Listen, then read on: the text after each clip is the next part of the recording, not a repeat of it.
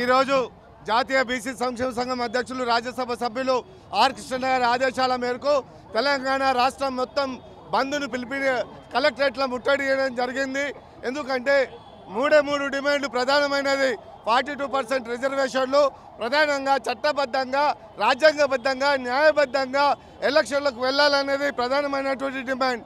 ఇక రెండో డిమాండ్ ఇవాళ అగ్రకులాలు జేస్ మన రెడ్డి జాక్ అని చెప్పి ఇద్దరు వ్యక్తులు వేసినటువంటి పిటిషన్కు ఇలా రాష్ట్ర ప్రభుత్వం దాన్ని ఎదుర్కోలేకపోతుందంటే మరి ఇది రాష్ట్ర ప్రభుత్వం వైఫల్యమా, మరి మన ముఖ్యమంత్రి రేవంత్ రెడ్డి గారి అసమర్థతన ఒకసారి ఆలోచన చేయాలి.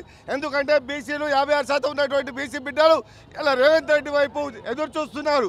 తెలంగాణ రోల్ మోడల్ అని చెప్పి ఒక దిక్కుంగా రాహుల్ గాంధీ ఢిల్లీలో ఒక దిక్కుంగా చెప్పుకుంటుండే రోడ్ మోడల్ కాదు, ఇది చేతగాని అసమర్థత ప్రభుత్వం అనేది ప్రజలకు గుర్తింపు రావద్దని చెప్పి ప్రధానంగా వెంటనే ఇప్పుడు 40-50 మంది హైకోర్టులో పిటిషన్ వేసాం.